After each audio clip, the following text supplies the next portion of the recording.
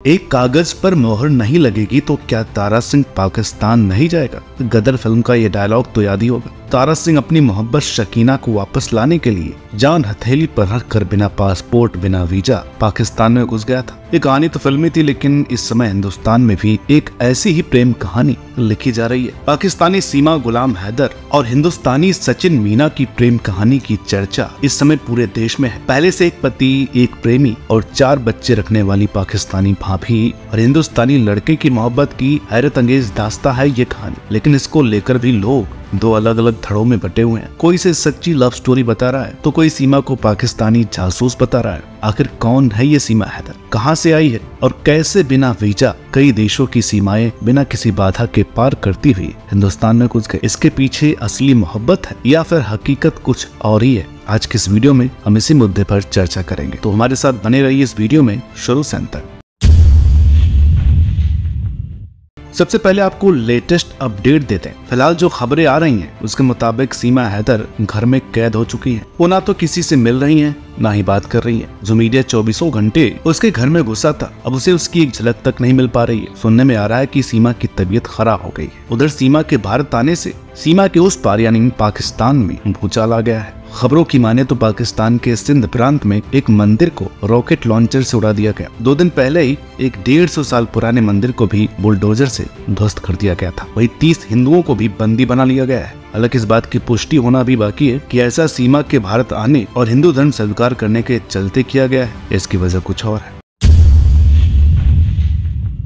अब आपको ले चलते हैं थोड़ा सा पीछे। बात उन दिनों की है जब पूरा भारत कोरोना के चलते लॉकडाउन की चपेट में था। हर घर, हर गली, हर सड़क, हर बाजार को सन्नाटे ने अपने आगोश में ले रखा था। खौफ के साए दिनों दिन लंबे और गहरे होते जा रहे थे। ठीक उसी वक्त दुनिया के एक कोने के 2 पड़ोसी लेकिन दुश्मन देशों में कुछ ऐसी पटकथा लिखी जा रही थी जो आगे चलकर उन्हीं 2 देशों में भूचाल पैदा करने वाली थी। इस पटकथा को लिख रहे थे हिंदुस्तान के सचिन मीना और पाकिस्तान की सीमा हैदर। सचिन मीना जहाँ हिंदुस्तान के नोएडा की पैदाइश है, तो सीमा पाकिस्तान के सिंध प्रांत के एक छोटे से गांव की रहने वाली है। दोनों की जान पहचान का जरिया बना उस समय तक भारत में बैन हो चुका मोबाइल गेम पबजी। ये गेम बैन जरूर था, लेकिन खेलने वालों ने तरीके ढूंढ निकाले थे। सचिन और सीमा भी एक साथ पबजी खेला करते थे। गेम खेलते समय दोनों माइक ऑन रखते थे, बस दोनों की इसी के जरिए बात होने लगी। लेकिन आखिर कब तक माइक से काम चलता? दोनों ने जल्द ही मोबाइल नंबर शेयर कर लिए। फिर बात ऑडियो कॉल से होते हुए वीडियो कॉल तक जा पहुंची। बस वहीं से दोनों के दिल मिल गए। उन्हें एहसास हो गया कि दोनों एक दूसरे के लिए ही बने। बस दोनों ने ठान लिया कि दोनों को एक होना है, हर हाल में, किसी भी कीमत पर। फिर उसके लिए तमाम सीमाएं, तमाम सरहदें ही क्यों न लादनी पड़े। सीमा जो खुद बताती है कि वो सिंध प्रांत के एक छोटे से गाँव की रहने वाली है और केवल 5वीं तक पढ़ी लिखी। निकल पड़ी सर पर कफन बात कर। पहले पाकिस्तान से दुबई पहुंची, फिर वहाँ से नेपाल, जहाँ उसकी मुलाकात उसके प्रेमी सचिन से हो गई। दोनों नेपाल में साथ घूमे और वही पशुपतिनाथ मंदिर में सचिन ने सीमा की मांग में सिंदूर भरकर उसे अपनी दुल्हन बना लिया। लेकिन अभी कहानी में ट्विस्ट था। सचिन को पहले से मालूम था कि इसकी मोहब्बत और पत्नी सीमा के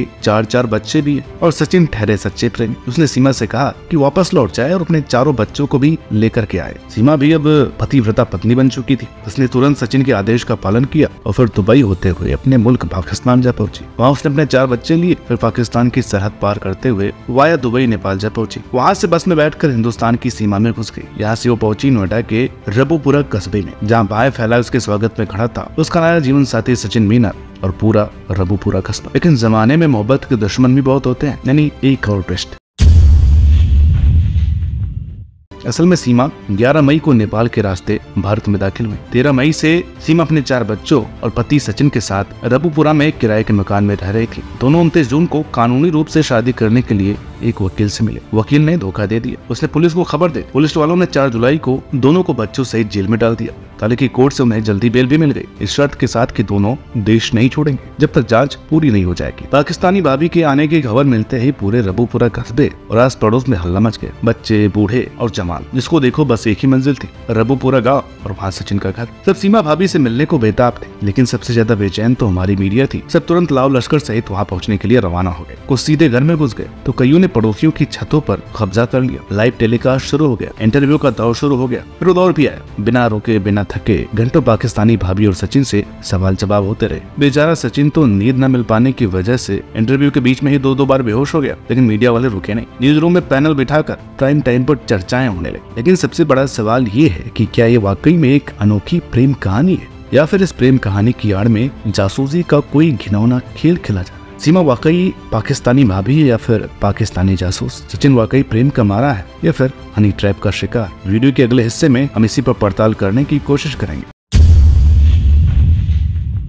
सबसे पहले तो हमें ये समझने की जरूरत है कि सीमा और सचिन की लव मैरिज है। हम उस देश में रहते हैं जहां अगर एक जाति का लड़का या लड़की दूसरी जाति में भी शादी कर ले तो बवाल बच जाता है। कई बार घर वाले खिलाफ हो जाते हैं, वही तमाम नाते रिश्तेदार तो रिश्ते तक तोड़ लेते हैं। कई बार तो लड़के लड़की के घर वाले एक दूसरे की जान के दुश्मन तक बन जाया करते हैं। सीमा और सचिन की शादी में केवल जाति का बंधन ही नहीं तोड़ा गया बल्कि धर्म और देश की सरहदें तक तोड़ दी गई। लेकिन आश्चर्य है कि यहाँ सचिन का पूरा गाँव खुशी के मारे फूले नहीं समा रहा है। सचिन के 98 साल के बाबा भी पाकिस्तानी बहू पाकर खुश है, उसके माँ बाप भी। किसी ने रत्ती भर भी विरोध या गुस्सा जाहिर नहीं किया। सब पूरे तन मन और धन से अपनी पाकिस्तानी बहू की आवभगत में लगे हैं। एक और बात जो समझने की है कि अभी तक की जानकारी के हिसाब से ये सीमा की दूसरी शादी है। उसके कुल मिलाकर 4 बच्चे, 2 उसके शौहर गुलाम हैदर की पहली बीवी से तो 2 खुद के। उसकी उम्र लगभग 30 साल की है, लेकिन समझदार तो है। उसकी बातों से इस बात की पुष्टि भी होती है। उसके नए पति सचिन के पास ना तो कोई नौकरी है ना ही कोई काम धंधा। अब एक जोड़े और 4 बच्चों सहित 6 लोगों की जिंदगी निठल्ले बैठे तो कटने से रही। आखिर सचिन अपनी बीबी और बच्चों को खिलाएगा क्या? माँ बाप का घर है तो छत और 4 दीवारी तो नसीब हो जाएगी, लेकिन खाने के लिए कमाना भी तो जरूरी है। केवल मोहब्बत से पेट तो नहीं भर जाता। अब सीमा को ये बात न मालूम हो ऐसा संभव नहीं है, लेकिन ताजुब की बात है कि सब कुछ जानने के बावजूद सीमा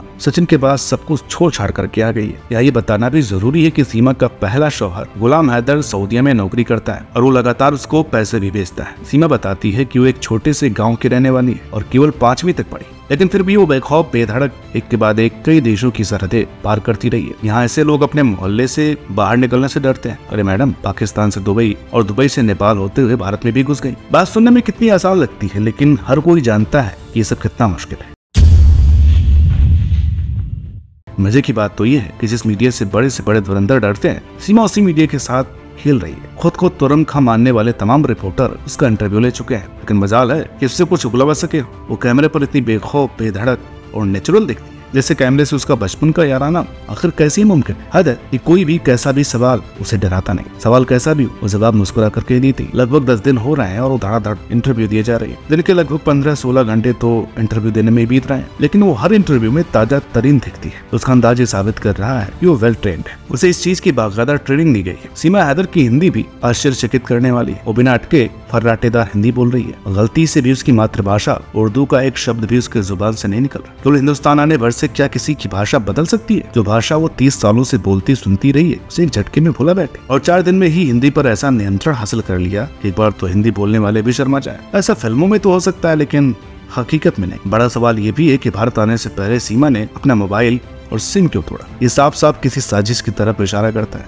यही नहीं, जांच के दौरान उसके पास 6 पासपोर्ट भी मिले हैं। भला गांव में रहने वाली कोई औरत 6 पासपोर्ट क्यों और किस लिए बनवाएगी? सीमा के पास 5 मोबाइल फोन भी मिले हैं। हैरत, यहाँ आम आदमी एक समय शायद ही 2 फोन रखता हो, वही सीमा 5 फोन रखती थी। अभी कुछ समय पहले तक खबर आ रही थी कि पाकिस्तान में आटे दाल तक की लूट मची हुई है, लेकिन सीमा को देखकर तो ऐसा कहीं से नहीं लगता। ये 5 फोन तो उसके पास से बरामद हुए हैं। वो फोन और सिम तो उसने तोड़ दिया है जिससे वो पबजी खेला करती थी और सचिन से बातें किया करती थी। हो सकता है किसी ने इन्हें बताया हो कि हिंदुस्तान में घुसने के लिए पाकिस्तानी फोन और सिम तोड़ना जरूरी होता है।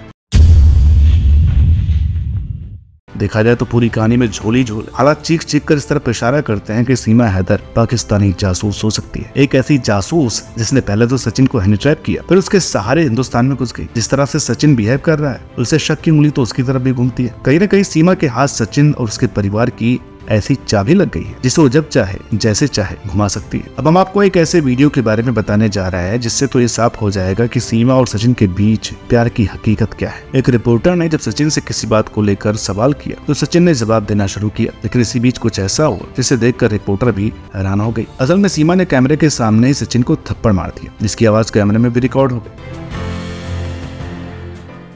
बात इतनी बढ़ी कि रिपोर्टर को बीच बचाव करना पड़ा। इसके बाद सचिन ने जो कहा वो और भी चौंकाने वाला था। सचिन ने आंखें तरेरते हुए सीमा से कहा कि सब कुछ तहस नहस कर दूंगा, मैं सच बताऊं। अब सवाल ये है कि क्या यही सीमा का प्यार है? क्या वो सचिन को थप्पड़ मार के अपने प्यार का इजहार करती है? आपको याद होगा कि इससे पहले सीमा कैमरे के सामने अपने हाथों से किसी बच्चे की तरह सचिन के गाल सहलाते नजर आई थी। और यहाँ पर सचिन किस सच की बात कर रहा है? वो कौन सा सच है जिसके सामने आते ही सब कुछ तहस नहस हो जाएगा। उसका पति गुलाम हैदर भी रोज मीडिया में आ रहा है। 2 महीने तक इनको भले ही अपनी बीवी की कोई फिक्र नहीं थी। इन जनाब को तो तब पता चला कि जब वो पाकिस्तान से दुबई से नेपाल होते हुए हिंदुस्तान पहुंच गए, तब अचानक इनका प्रेम जाग उठा। अब वो मोदी जी से बीवी को वापस पाकिस्तान भेजने की बात कर रहा है। क्या गुलाम हैदर की अपनी बीवी से फोन पर कोई बातचीत नहीं होती थी, जबकि उसकी बीवी 5-5 फोन रखती थी। गुलाम हैदर की भूमिका भी संदिग्ध ही जान पड़ती है। अगर वाकई सीमा नेपाल से भारत में उसी तरह घुस आई है जैसे वो बता रही है, तो भारत की सुरक्षा बहुत बड़े खतरे में है। इससे पहले कितने लोग भारत में इस तरह घुस आए होंगे और हमारे आसपास ही हमारे पड़ोसी बनकर रह रहे होंगे, इसका अंदाजा लगाना भी मुश्किल है। इस पूरे मामले में इंटेलिजेंस की चूक ही नजर आ रही है। एक बात और इसको समझना मुश्किल है, सीमा को भारत में रहते हुए लगभग 15 दिन हो रहे हैं। मीडिया दिन रात मामले को उठा रहा है, लेकिन आज तक किसी भी जांच एजेंसी ने उससे पूछताछ तक करना जरूरी नहीं समझा। जांच के नाम पर केवल चुप्पी है। हालांकि हमारी जांच एजेंसियां भी हाथ पर हाथ धरे बैठी तो होंगी नहीं, उनकी पैनी नजर इस मामले पर जरूर होगी। शायद वो सही वक्त का इंतजार कर रहे हैं। हाँ, चारों तरफ मचे हो हल्ले के बावजूद इस मुद्दे पर सरकार की चुप्पी भी हैरान करती है। सरकार की तरफ से अभी तक कोई भी बयान नहीं जारी किया गया। वही हर मुद्दे को सरकार की नाकामी से जोड़कर देखने वाला विपक्ष भी एकदम खामोश है। देश में अवैध रूप से घुस रहे लोगों का मुद्दा अक्सर उठता है। अगर अवैध रूप से सीमा पार से कोई भी देश में घुसता है तो ये घुसपैठ का बेहद गंभीर मामला है। लेकिन सीमा सचिन के मामले में हर स्तर पर इतनी नरमी समझ के बाहर है। रोज रोज नई खबरें आ रही, धमकी भी मिली है कि अगर सीमा हैदर को पाकिस्तान वापस नहीं भेजा जाता तो 26/11 जैसे अटैक के लिए तैयार रहना होगा। फिलहाल तो सीमा सचिन की प्रेम कहानी के चर्चे थमते नहीं लग रहे। हो सकता है ये सच्ची प्रेम कहानी, लेकिन अगर वाकई ये सच है तो ये दुनिया की सबसे अनूठी, सबसे अद्भुत और सबसे हैरत अंगेज प्रेम कहानी होगी। एक ऐसी प्रेम कहानी जो पहले न कभी देखी गई होगी,